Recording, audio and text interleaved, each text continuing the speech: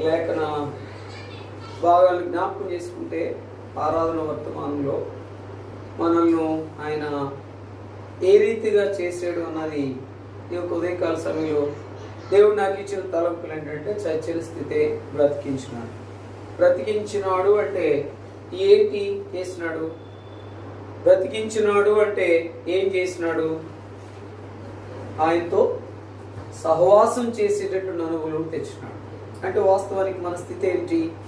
మనం అక్కడే చదువుకున్నటువంటి విధానంలో మనము జ్ఞాపకం చేసుకుంటే మరి ఎఫెసీయులకు రాసిన పత్రిక 2వ అధ్యాయంలో మనం చూస్తే కనుక మరి ఆయన మనల్ని బ్రతికించి సమీపస్తులుగా చేసినాడు. కాబట్టి దూరస్తులము సమీపస్తులుగా చేసినాడు అని ఆ అనుభవంలో జ్ఞాపకం చేసుకుంటే కనుక మనల్ని స్తుతికి కారకులుగా చేయడానికి రక్షణ ఇచ్చినాడు. ఆ రక్షణలో ఆనందం ఇచ్చినాడు. ఆ ఆనందంలో నిరీక్షణ ఇచ్చినాడు. నా ప్రభు ఎవరున్నా లేకపోయినా నా ప్రభు నాతో ఉన్నాడు, నా ప్రభుతో నేను ఉంటాను.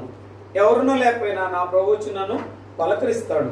దాని తర్వాత నా ప్రభుతో యుగాయుగములు నేను ఆయనతో ఉంటాను అనేటటువంటి అనుభవంలో మనం ఆరాధన వర్తమానం మనం చూస్తూ వచ్చాం. ఆయన మనలను సమీపంగా చేసాడు అంటే ఇంక అంతకంటే ఇంకేది కూడా లేదు. చూడండి, ఎవరు రానిట్లా ఒక వ్యక్తి దగ్గర కూర్చోబెట్టుకున్నాడు. ఎట్లుంటుంది చెప్పండి.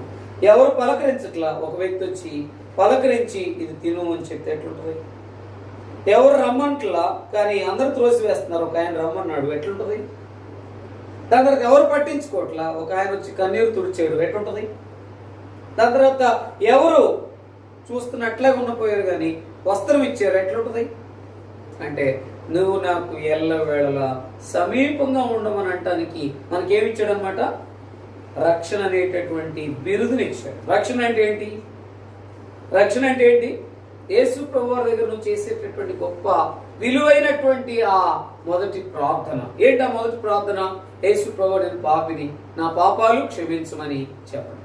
కానీ చాలా మంది రక్షణ పొందటం అంటే దేని కొరకు ప్రార్థన చేస్తారు?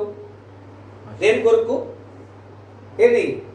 స్వస్థత కొరకు ప్రార్థన చేస్తారు. రక్షణ దిగినట్టుగా ఆ రక్షణ దిగిన వారు ఏం చేస్తారంటే అన్నట్లుగా అనుభవంలోకి వచ్చినప్పుడు ఆదివారం మాత్రమే వస్తారు, మిగతా రోజుల్లో దాని తర్వాత ఆదివారం కూడా ఎందుకంటే కానుకేసే దాని కొరకే వస్తారు. దాని తర్వాత కొంత దేవుని యొక్క ఆశీర్వాదం కొరకే వస్తారు. ఆశీర్వాదం కొరకు వస్తారు. దాని తర్వాత కానుక కొరకే వస్తారు. అది వేస్తేనే వాళ్ళకి తృప్తి.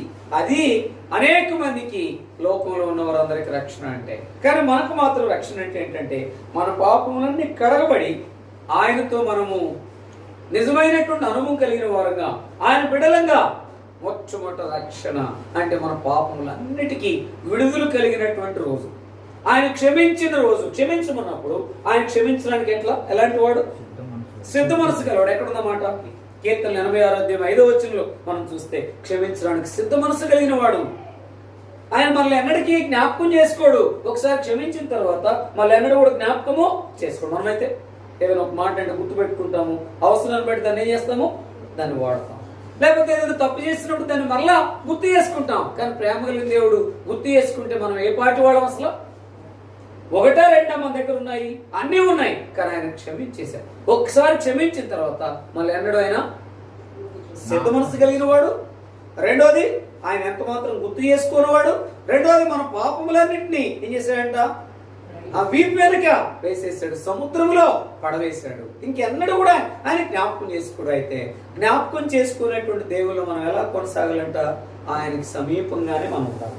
ఎలాగ చేశాడు? మనం దూరస్థులము ఆదాములో, కానీ మనల్ని ఏం చేశాడు? సమీపస్తులుగా చేశాడు. అయితే మనం సమీపంగానే ఉన్నామా లేకపోతే దూరంగానే ఉన్నామా? అవసరమైనప్పుడు సమీపంగా ఉంటున్నామా? దాని తర్వాత మన ఇష్టం వచ్చినప్పుడు సమీపంగా ఉంటున్నామా? మన ఇష్టం వచ్చినప్పుడు దూరంగా ఉంటున్నాం? చెప్పండి. ఎక్కువ భాగం ఎట్టుంటామంటే మనం మన ఇష్టం వచ్చినప్పుడే సమీపంగా ఉంటాం, కానీ అన్ని సందర్భాల్లో ఆయనకి ఎట్టుంటాము? ఎక్కువ భాగం 95% ఆయనకి దూరంగానే ఉంటాము. సమీపంగా ఉంటాం ఎప్పుడంటే కొంచెం క్లిష్టమైన కష్టమైన పరిస్థితులు గుండా వెళుతున్నప్పుడు ఏంటి నా పరిస్థితి అని అప్పుడు సమీపంగా వస్తామేమో. కానీ ఆయన మనలను ఎల్లవేళలా సమీపంగా ఉండేటట్టుగా చేశాడు. అందుకని మన జీవితంలో రెండోది ఏం చేశాడు? ఆయన సమీపంగా చేశాడు. దాని తర్వాత అడ్డు గోడను ఏం చేశాడు? అడ్డుగోడను, మధ్యపు గోడను ఏం చేశాడు? పడగొట్టేశాడు. కాబట్టి నీకు నాకు ఉన్న మధ్య గోడను ఆయన పడగొట్టేశాడు. దేని ద్వారా? సిలువ మరణ పునరుద్ధానముల ద్వారా ఆ అడ్డుగోడను పడగొడితే ఇంకెందుకు అడ్డుగా పెట్టుకుంటున్నావు? లోకాన్ని ఇంకెందుకు అడ్డుగా పెట్టుకుంటున్నావు? నీ అలవాట్లు ఎందుకు అడ్డుగా పెట్టుకుంటున్నావు అని ప్రశ్న వేసుకుంటే మనం చాలాసార్లు ఇంకా అడ్డుగా చేస్తున్నాం. తీసేసాడు ఆయన, కానీ చేస్తున్నాం. సమీపం ఉన్నట్లా కొన్నిసార్లు. రెండవదిగా మన మధ్యపు గోడనైనా పడగొడితే ఇంకా గోడ పెట్టుకుంటున్నాం. కొన్ని భయాలు, కొన్ని ఆచారాలు, కొన్ని అనుభవాలు, కొన్ని మామూలుగా మనుషులు, పద్ధతులు, వస్తువులు అనేటటువంటి అనుభవాల ద్వారా అడ్డుగోడను పెట్టుకుని ఏం చేస్తున్నాం? ఇంకా తొలగించి పడేస్తే. అందుకని అడ్డు గోడ తీసేసాడంటే మనకేమి కలిగిందనమాట? సాతాను లేకపోతే లోకం అనే దాంట్లో బైబిల్ అనేది ఇంకా ప్రవేశం కలిగింది. లోపల ప్రవేశించాం. అందుకని ఆ యొక్క కుంటివాడు ఏం చేశాడు? అప్పుడు దాకా అడుక్కునే స్థితే దేవాలయపు ద్వారం దగ్గరే, కానీ లోపలికి వెళ్ళిన తర్వాత ఆ స్థితి అప్పుడు దాకా ఎప్పుడు చూడు. అందుకని నిజంగా జ్ఞాపకం చేసి 3వ వర్తమానం చెప్పాలి ఆ మాట. కానీ పందికి ఎప్పుడు చూస్తుందా అసలు సంగతి? అసలు లోకము అసలు ఆకాశాన్ని ఎప్పుడు చూస్తుంది? పంది ఎప్పుడు చూస్తుంది? అది మరణానికి సమీపమైనప్పుడు దాని కాళ్ళు 4 కాళ్ళు కట్టేసి ఉన్నప్పుడు అది ఏం చేస్తాడు? ఎప్పుడు దాని చూపంతా ఎట్లా? ఆకాశం. ఎప్పుడు దాని చూపంతా కింద చూపు, భూమినే, లోకాన్నే సంపాదించుకునే విధానమే. మనం కూడా మానవులంగా అలాంటి స్థితే. లోకమంతా, శరీరం అంతా, సుఖమంతా, డబ్బంతా, ఆస్తంతా, అంతస్తంతా హోదంతా సంపాదించుకోవాలని అనుకుంటాం. కానీ క్లిష్టమైన పరిస్థితులు వస్తే ఎందుకు బ్రదర్ ఇది? ఒక అన్న చెప్తున్నాడు, ఎందుకు బ్రదర్ నా 2 పిల్లలు కరోనాతో చనిపోయారు. కానీ అందరూ చెప్తే నా 2 పిల్లలు, భార్య కూడా చనిపోయిందంట. ఆమె కూడా యేసుప్రభు నమ్ముకోకుండా చనిపోయింది. కేవలం డబ్బును బట్టంట. బాగా ఆస్తిపరులు. 2 పిల్లలు కూడా ఈ యొక్క కరోనాలోనే పాజిటివ్లో చనిపోయారు. ఏం చేసుకోను? దాదాపు 100 ఎకరాల పొలం ఉంది. దాని తర్వాత 5-6 బంగ్లాలు ఉన్నాయి. బెంగళూరులో ఉంటుందంట, బాంబేలో ఉంటుందంట, ఆయన ఒంగోలులో ఉంటాడంట. దాని తర్వాత నిన్న మామూలుగా అమ్మని దించి వచ్చేటప్పుడు అక్కడ మామూలుగా ట్యాబ్లెట్లు తీసుకుంటూ వెళ్దామంటే ఆయన చెప్తున్నాడు లోపల గడ్డ ఉంది, ఆ గడ్డను ఆపరేషన్ చేయడానికి వీలు పడదంట. నేను కూడా మరణానికి సమీపం అవుతున్నా, ఏం చేయను అని ఫోన్లో మాట్లాడుతున్నాడు. నేను కదిలిచ్చి ఆయన అడిగి ఏంటండి మీ బాధ అని అడిగే. ఏం చెప్పనండి, ఉదయమంతా బాధే, కలవరమే, ఏమాత్రం కూడా దిక్కు లేదు. అంటే దిక్కు డబ్బులైతే ఉన్నాయి కానీ ఏం ప్రయోజనం? ఎవరు రావట్లా. వినవల్లరా మనం జ్ఞాపకం చేసుకుంటే ఆయన సమీపంగా చేసుకుంటే, మనల్ని ఆయన సమీపంగా చేసుకుంటే, క్రీస్తు రక్తము ద్వారా, ఆయన ప్రేమ ద్వారా చేసుకుంటే ఇంకెందుకు అడ్డుగా ఉంటావు? ఇంకెందుకు నువ్వు నిలిచి ఉంటావు? ఇంకెందుకు ఆలస్యం చేస్తావు? సమీపంగా ఉండు. సమీపంగా ఉన్న అనుభవంలో దేవుడు జ్ఞాపకం చేసుకుని మనల్ని నడిపిస్తాడు. అందుకని మన జీవితంలో జ్ఞాపకం చేసుకుంటే ఆయన చెప్తూ ఉన్నాడు. అప్పుడు కొన్ని మాటలు చెప్పి ఆ పత్రిక ఇచ్చాను. పత్రిక ఇచ్చిన తర్వాత ప్రార్థన చేశాను. మోకరిస్తారంటే మోకరించారు. ఆయన పేరు నరసింహరావు అంట. పేరు ఒంగోలులో ఉంటాడంట. దాని తర్వాత హైదరాబాద్లో, మెడ్రాస్లో పెద్ద పెద్ద ప్యాలెస్లు ఉన్నాయంట. పేపర్ కంపెనీలు అంటే పేపర్ గుచ్చు తీసి తయారు చేసే ఉన్నాయంట. ఏం ప్రయోజనం? ఉన్న వారందరూ చనిపోయారు. అంటే 2 కొడుకులు, కూతుర్లు.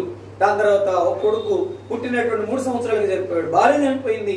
దాని తర్వాత తనకేంటంటే నాకేం పర్వాలేదు అంటే ఏంటనమాట, నాలో బాగా నిండుగా ఉంది. ఏంటంటే అహము, గర్వము, అతిశయం. ఆయన చెప్తూ వచ్చిన మాటలు నేను చూస్తే ఇంతకు నాలో ఏమున్నాయని చూసుకున్నాను. ఆయనేమో బహిరంగంగా చెప్తుంటే కొన్నిసార్లు మనం ఆయనలో ఉంది, ఆయన ప్రేమించేది లేదు, ఆయనకి సమీపం ఉండేది లేదు, దాని తర్వాత ఆయన ఘనపరిచేది లేదు, దాని తర్వాత ఆయనకి మొదటి స్థానము ఇచ్చేది లేదు. కొన్నిసార్లు ఆరాధిస్తున్నాం, మంచిదే, బలలో పాలు పంపులు పొందుతున్నాం, మంచిదే. ఆయన మొదటి స్థానం ఉంది మన జీవితంలో. ఆయనకి సమీపం ఉంటున్నామా మన జీవితంలో అని జ్ఞాపకం చేసుకుంటే ఆయనలో మనకు దొరికింది సమీపం. రెండోది ఏంటంటే ఆ మధ్య ఒక గోడను పడగొట్టినటువంటి స్థితి కనబడతా ఉంది. మూడోది అక్కడ జ్ఞాపకం చేసుకుంటే యేసుక్రీస్తు ద్వారా మనకి ఏం దొరికిందంట? సమాధానం. ఎందుకో చాలాసార్లు మనం సమాధానం ఉండలేకపోతున్నాం. రక్షించబడిన అనుభవంలో, ఆరాధించిన అనుభవంలో, దాని తర్వాత బలలో చేయవేసే అనుభవంలో ఇంకా అసమాధానంగా ఎందుకుంటున్నాం అనేది మనం జ్ఞాపకం చేస్తే రండి చూద్దాం. మన యొక్క జీవితంలో జ్ఞాపకం చేసుకుంటే ఎఫెసీయులకు రాసిన పత్రిక 1వ అధ్యాయము 22వ వచనం ఒక మాట చదవండి. మరియు సమస్తమును ఆయన పాదముల క్రింద ఉంచి సమస్తము సమస్తం పైన మనల్ని ఏం చేశాడంట? సమస్తాన్నేమో మన పాదాల క్రింద ఉంచి సమస్తము పైన మనల్ని ఏం చేశాడంట? శిరస్సుగా ఉంచాడంటే ఎంత ఆధిక్యత ఇచ్చాడు! సమీపంగా చేయడం మాత్రమే కాదు, రెండోదిగా అడ్డు కూడా తీసివేయడం మాత్రమే కాదు, మూడోదిగా అక్కడ జ్ఞాపకం సమాధానం ఇవ్వడం మాత్రమే కాదు, నాలుగోదిగా ఒక్క ఆత్మ యందు మనల్ని ఏం చేశాడంట? ముద్రించాడు. తండ్రికి ముద్రించాడు. అంతగా ఆ ముద్రించిన అనుభవంలో మొట్టమొదటి దొరికిన బిరుదు ఏంటంటే మన సమస్తాన్ని మన పాదముల క్రింద ఉంచాడు. ఇప్పుడు దేవుని బిడ్డలంగా ఇంకా మన పాదముల కింద ఏది ఉండలేదు, ఆయన ఉంచాడు. మనం ఉంచడానికి ఇష్టపడాల కదా. మనం ఏం చేస్తున్నామంట? సాతాన్ని మన అంతకుముందు చూసినట్టున్నాం ఎప్పుడు కదా. సాతాన్ని ఎక్కడ ఉంచాడు? మన పాదముల కింద ఉంచితే మనం ఏం చేస్తున్నాము? ఎత్తి నెత్తి మీద పెడుతున్నాం. ఆ ఎత్తి నెత్తి మీద పెట్టడం ఏంటంటే ఒక్క కొంచెం సేపు మాత్రమే, ఒక ఆదివారం మాత్రమే దేవుల్లో ఉంటున్నాం, మిగతాదంతా లోకంలోనే ఉంటున్నాం. అందుకని ఆడేం చేస్తున్నాడు? నెత్తి మీదకి తెచ్చిన విధానంలో నిన్ను ఆడిస్తున్నాడు అనమాట. అందుకే భయం, అందుకే నీ జీవితంలో అవిధేయత, అందుకే నీ జీవితంలో లోబడి విధానం, అందుకే నీ జీవితంలో కలవరం, అందుకే భయం, అందుకే ప్రశ్న. ఎందుకు? కింద ఉంచిందని ఎక్కడ తీసుకొస్తున్నాను ఆయన? తల మీదకి తీసుకొస్తున్నాం కనుక తెలిస్తే, నోరు తెలిస్తే అబ్బా బాధ, దాని తర్వాత భయం, దాని తర్వాత లోకం, దాని తర్వాత ఎంతో విధానం. ఎందుకు అంటే నిజమైన అనుభవం లేదు మన జీవితంలో. అందుకని నేనే కాదు కింద పాదాల కింద వస్తే నెత్తి మీద పెట్టుకున్న అనుభవం ఉంది. అందుకని చదవండి 23వ వచనం ఎఫెసీయులకు రాసిన పత్రిక 1వ అధ్యాయం 23వ వచనం. ఆ సంఘము ఆ శరీరము సమస్తమును సంపూర్ణత అయి ఉన్నది. కాబట్టి నిజంగా ఆయన మనల్ని ఎట్లా శిరస్సుగా చేశాడు, ఆయన సంఘం ఏమైందంట? శరీరము. కాబట్టి ఈ యొక్క శరీరం అనే దాంట్లో మనం పొందుతుంటే ఆయన మన సంఘాన్ని ఏం చేశాడంట? శరీరంగా చేశాడు. ఆయన శరీరంగా చేశాడు. ఆయన శరీరాన్ని పొందుతున్నాం అంటే ఆయన సంఘం ఎట్లుండాలో? ఆయన ఎట్లుండాలా? అందుకని ఆయన పాదం మొదలుకునే శిరస్సు వరకు ఎట్లున్నాడు? ఆయన పరిశుద్ధంగా ఉన్నాడు. అందుకని మనకి ఎక్కడ పరిశుద్ధత లేదు, కానీ క్రీస్తు రక్తంలో మనం పరిశుద్ధంగా చేయబడ్డాం, ఆయన శరీరంగా చేయబడ్డాం, ఆయన శిరస్సుగా చేయబడ్డాం. మనం చేయబడినప్పుడు మనం ఎట్టుండాలో? ధీటుగా ఉండాలా. ఏ మాత్రం ఎవరికి లొంగకూడదు, ఏ మాత్రం భయపడకూడదు, ఏ మాత్రం కలవరపడకూడదు, ఏ మాత్రం బిడియపడకూడదు. అందుకని ఒక నిజమైన దేవుని బిడ్డనంటే సాతాను చూస్తే నేనున్నలే పోతానులే నువ్వు ఉన్నావు అనుకోలేదులే అంటదంట. అట్ట కాకపోతే నీ సంగతి అంతా నా సంగతి తెలిసినప్పుడు నీకు పడతాయిలే నా చేతిలో నీకు ఉందలే, దాని తర్వాత నీ అనుభవం అంతా నాకు తెలుసులే, నీ బతుకంతా తెలుసులే అంటదంట. అందుకని అరవిందం గారేమో మామూలు వీళ్ళందరూ దరిదాపుగా వదిలిస్తామని వెళ్ళారంట. వెళ్తే వాళ్ళతో అంటున్నారు, నీ సంగతి ఒక్కోళ్ళకి ఉంటది, ఫుల్గా ఉంటది అంటున్నాడు. అందరూ ఇక వస్తుంటే పారిపోతున్నారు. అరవిందం గారు ఎదురు వస్తుంటే నీ సంగతి కూడా నాకు తెలుసులే, అందుకనే నేను నీ దగ్గరికి ఏమి రాలేకపోతున్నానులే. ఎందుకు వచ్చావు?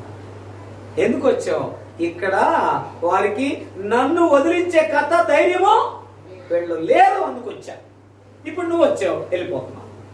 అంటే నీలో ఏముందంటే ప్రభులోకి వచ్చిన తర్వాత ఆయన బ్రాహ్మడే కానీ మళ్ళీ ఎన్నడూ కూడా ఆచార పద్ధతి అనేది ఆయన జీవితంలో లేదంట. మనం మాత్రం నాకైతే ఏం లేదు, ఏం చేయను, పెద్ద శోధన. తీసుకొచ్చి నుప్పు తీసుకొచ్చి మామూలుగా జేబులు వేసుకోమంటే మరే ఏం చేయను అని వేసుకుంటామా?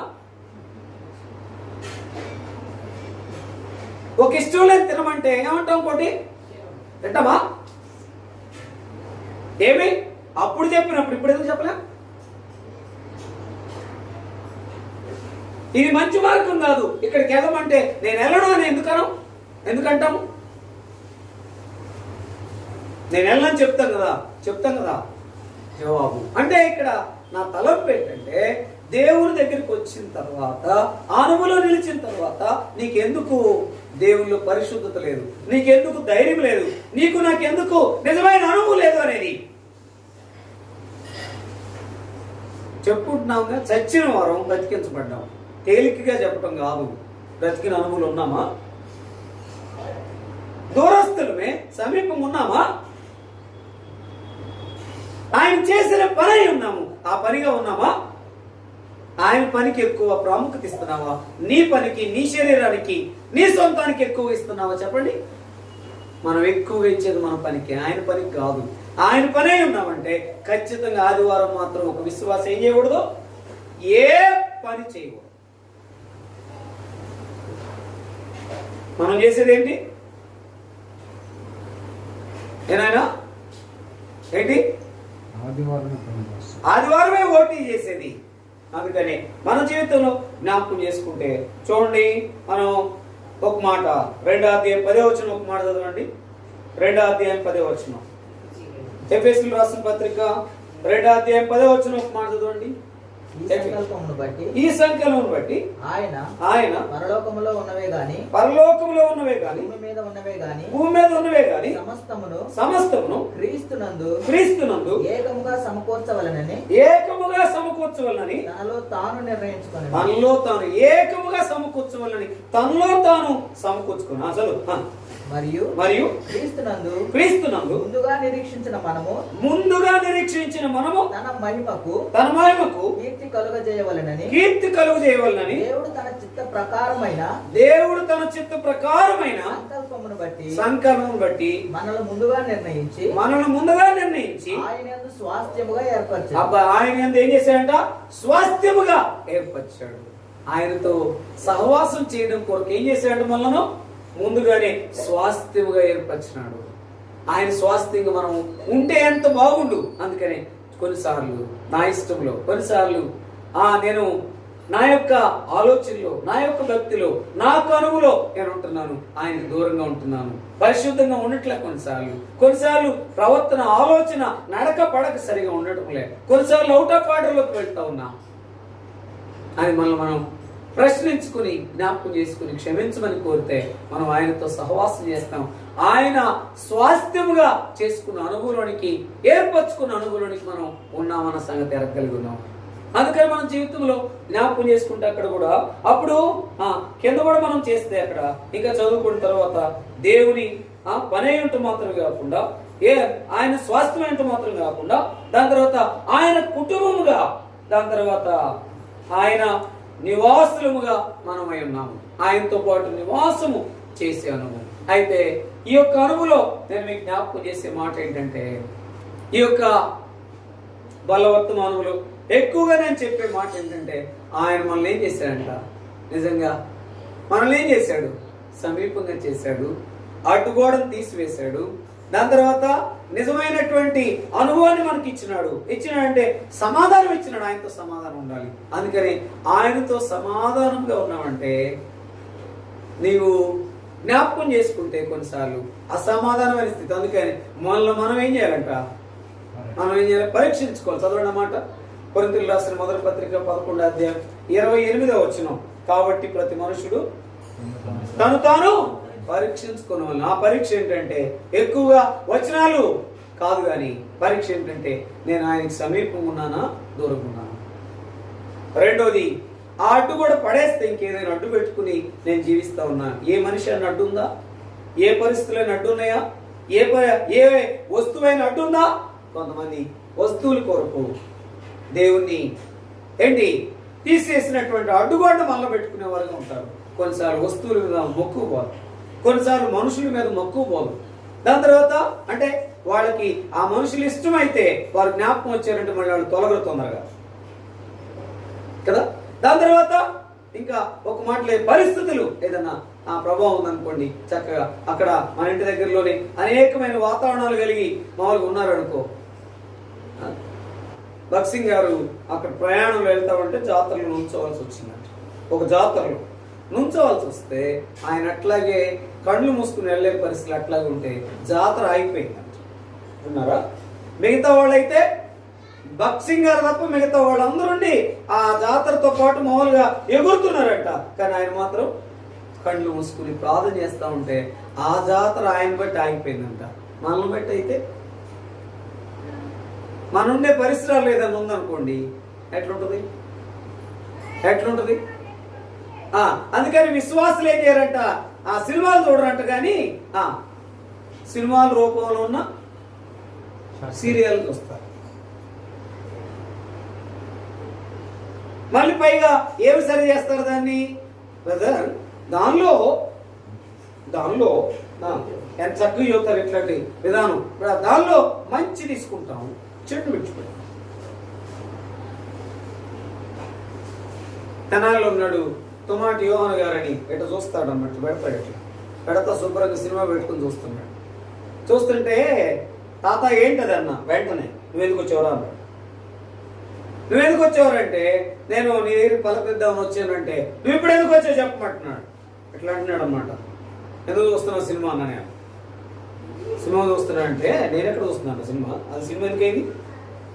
సినిమా కదా, అది మంచి సంగతులు ఉన్నాయి, పాతయి, అది చాలా మంచి ఉంటుందని చూస్తున్నాను. నీతులు ఉంటాయి, ఇంకా చెప్పాలంటే మంచి మంచి విధానాలు ఉంటాయి, మంచి మంచి పాటలు ఉంటాయి అని చెప్తే అన్నాను. నువ్వు నిన్నేం చెప్పావు? బలవర్తమానంలో ఏం చెప్పావు? నీ కళ్ళు నీ స్వాధీనంలో ఉండాలని చెప్పావు, నీ నోరు నీ స్వాధీనంలో ఉండాలని చెప్పావు, నీ కాళ్ళు నీ స్వాధీనంలో ఉండాలని చెప్పావు. అవసరమైతే ప్రభు కొరకు కస్ కోసి పక్కన పడేయాలి. అవసరమైతే కాళ్ళు గుడ్లు తీస్తున్నారంటే తీసి పక్కన పెట్టాలంట, కాళ్ళు కట్ చేస్తుంటే తీసి పక్కన పెట్టమనాలంట. ప్రభువానికి స్తోత్రం అని చెప్పి నేను దగ్గరికి వస్తానని చెప్పాలంట. నీ దగ్గరికి వస్తే మన జీవితంలో తప్పిపోయేటటువంటి స్థితి కనబడుతుంది. అందుకని ఆ మద్యపు గోడను ఆయన తీసివేస్తే దాన్ని మళ్ళీ పెట్టబాక. ఆయన మనను నిజంగా మనల్ని ఏం చేశాడంటే, ఆయన శిరస్సుగా చేస్తే, శరీరముగా చేస్తే అంత గొప్ప ఆధిక్యత తీస్తే దాంట్లో నిలిచి ఉండాలి. దాంట్లో ఉండాల్సింది ఏంటంటే పరిశుద్ధత. పరిశుద్ధత లేకుండా నువ్వెంత పాలు పంపులు పొందినా, ఎంత ఆరాధించినా ఏమాత్రం ప్రయోజనకరంగా. కాబట్టి అలాంటి అనుభవం ఏంటంటే మన జీవితాన్ని నడిపించేదిగా ఉంటుంది. చూడండి, ఒక మాట చివరిగా ఒక మాట మనం చూస్తే కనుక జ్ఞాపకం చేసుకుంటే 2వ అధ్యాయం 14 వచ్చిన ఒక మాట చదవండి. ఎఫెసీయులకు రాసిన పత్రిక 2వ అధ్యాయం 14 వచనం. ఆయన మన సమాధానమై ఉండి మీకును మాకును ఉండిన ద్వేషమును అనగా విధిరూపకమైన ఆజ్ఞలు గల ధర్మశాస్త్రమును తన శరీరమందు కొట్టివేయుట చేత మధ్యగోడను పడగొట్టి ఉభయులను ఏకము చేసి చదవండి. ఇట్లు సందు చేయుచు ఈ ఇద్దరిని తన యందు ఒక్క నూతన పురుషునిగా ఏం చేశాడంట?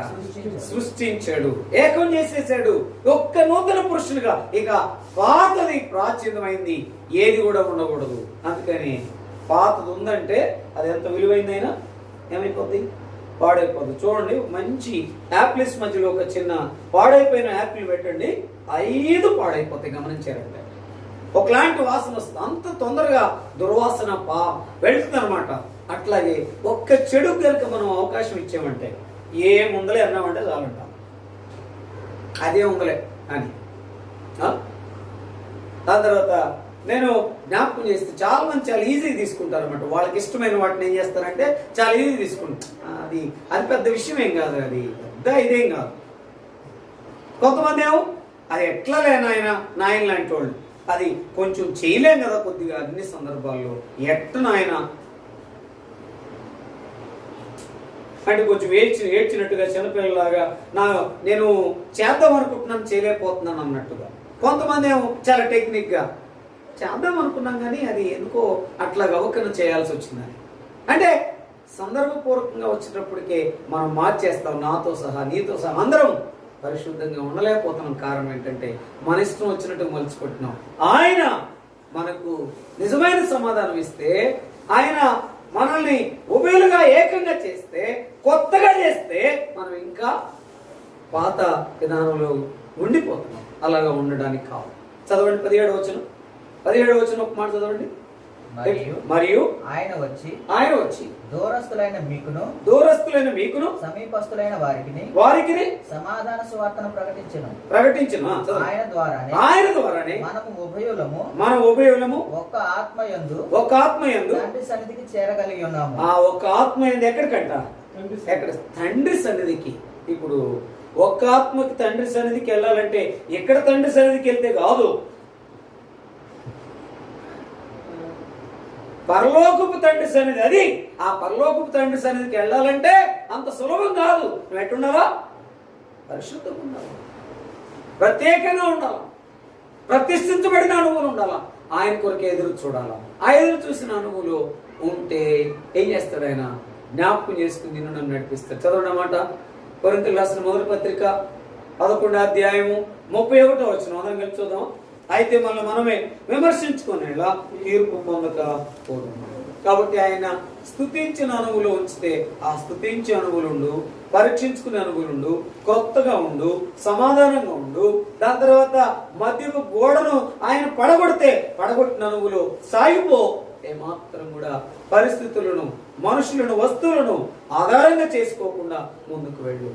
అప్పుడే అయితే మనమే విమర్శించుకునేలా తీర్పు పొందకపో. విమర్శించుకో, పరీక్షించుకో, పాల్పంపులు నిజమైన రీతిలో పాల్పంపులు పొందు. ఎందుకంటే మనకిచ్చినటువంటి ఆ గొప్ప బిరుదులు ముందేమో మనకు ఆ ఆదాములో చచ్చిన స్థితి, రెండోది ఏంటంటే నిజమైన ఏకమైన స్థితి, మూడోది ఏంటంటే ఆయనతో యుగాయుగులు ఉండేటటువంటి ఆ స్థితి. ఆ స్థితి కలిగిన మన జీవితంలో ఎంత ఆనందించాలా, ఎంత ప్రభుకు సమీపంగా ఉండాలన్నది జ్ఞాపకం చేసుకుంటే ఏ విషయంలో దూరంగా ఉన్నాము, ఏ విషయంలో నిజంగా అడ్డుగోడని ఇంకా పెట్టుకున్నాము, ఏ విషయంలో ఆయనతో ఏకంగా లేకపోతున్నాము, ఏ విషయంలో సమాధానం ఉండలేకపోతున్నాము, ఏ విషయంలో ఆయనకు మొదటి స్థానం ఇవ్వలేకపోతున్నామో చూసుకుంటే మనం తక్కువ పడిన సంగతి ఏంటో నీకు నాకే తెలుసు కనుక మనమే విమర్శించుకునేలా తీర్పు పొందకూడదు.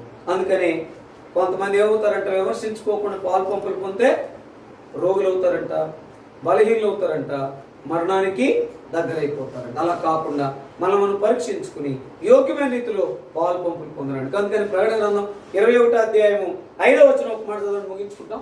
ప్రకటన గ్రంథం 21వ అధ్యాయం 5వ వచనం చదవండి. ప్రకటన గ్రంథం 21వ అధ్యాయం 5వ వచనం. అప్పుడు సింహాసనాసీనుడై ఉన్నవాడు ఇదిగో సమస్తమును నూతనమైనవిగా చేయుచున్నానని చెప్పాను. సమస్తమును నూతనమైనవిగా చెప్పాడు. కాబట్టి సమస్తమును ఆయన నూతనంగా చేస్తే నూతనంగా ఉండు, పాతగా ఉండొద్దు, లోకంలో కలిసిపోవద్దు, నీ ఇష్టానుసారంగా నా ఇష్టానుసారంగా జీవించొద్దు. ఆయనతో ఏకమైనట్టుగా, ఆయనతో సమాధాన పడినట్టుగా, ఆయనలో మనము మధ్యము గోడను తీసివేసినట్టుగా ఆయనలో సాగిపోవాలి. అటువంటి రీతిలో సాగిపోవడానికి ప్రియ ప్రభువు మనకు సహాయం చేయనుగా.